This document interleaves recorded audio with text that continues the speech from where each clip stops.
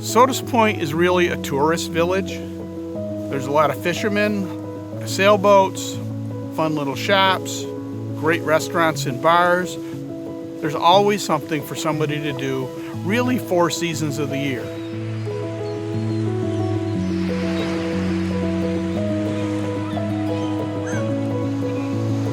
I grew up in Sodus Point, and 2017 was the first high water year that we had in a long time.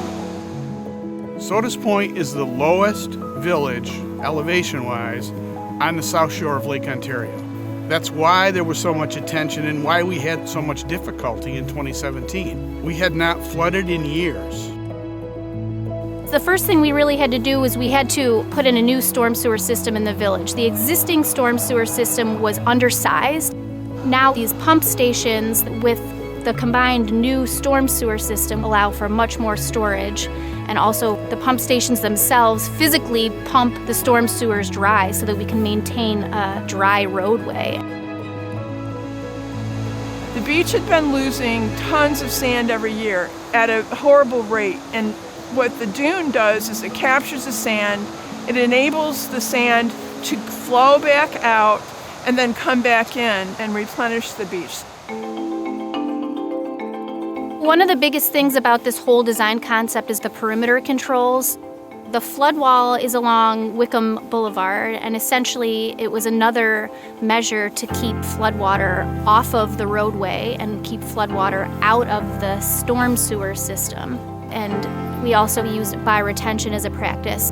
It's basically a depressed area where stormwater runoff flows into the filtering media. One of the issues with stormwater is there's pollutants on the roads.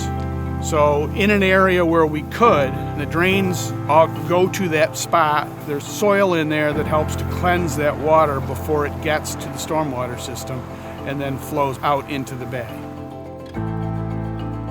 The village is about the same elevation as Lake Ontario, and I think that this design solution keeps the community open as long as it can be when we have high lake levels.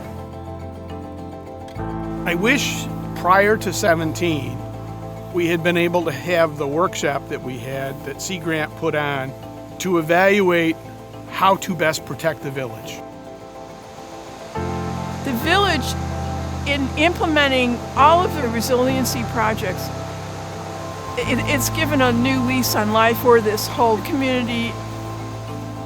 If we didn't have organizations like Sea Grant and frankly the READY program, we would never have been able to think of these projects and fund these projects to make the village as resilient as it is.